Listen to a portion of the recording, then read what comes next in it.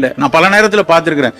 கலிபோர்னியால இருந்து ஒரு பிளாக் பெரி, ப்ளூ பெரி, அது காய்ந்த அந்த ப்ளூபெரி பிளாக்பெரிய ஒரு 100 கிராம் டப்பாவை 425 ரூபாய்க்கு சென்னையில ஒரு கடையில வாங்கிட்டு வராங்க. ஒரு நோயரை பார்ப்பதற்காக போன ஒரு குடும்பம் அதை 450 ரூபாய்க்கு ஒரு டப்பால வாங்கிட்டு வராங்க. நான் பார்க்கிறேன், என்ன அப்படி பிளாக்பெரியில இருக்கு.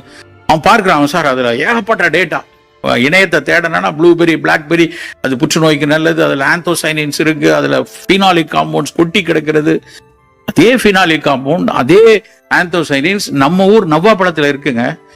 நவ்வாப்பழத்தை வாயில போட்டா அந்த நாக்கெல்லாம் ஊதா நிறத்தில் ஆகிறது. அந்த ஊதா நிறம் கொடுப்பது ஆந்தோசைனின் தான். கருப்பு திராட்சை, திண்டுக்கல்ல இருக்கக்கூடிய அந்த கருப்பு திராட்சை, பன்னீர் திராட்சை என்கிற கொட்டையுள்ள அந்த பன்னீர் திராட்சை, அதனுடைய விதையிலையும் அதனுடைய தொலியிலும் ரெசர்வெட்டால் அப்படிங்கிற பொருள் கொட்டி கிடக்குது. அந்த பொருட்கள் தராததையா அந்த ப்ளூபெரியும் பிளாக்பெரியும் தரப்போகுது. அதை நான் குறைத்து சொல்லவில்லை. அது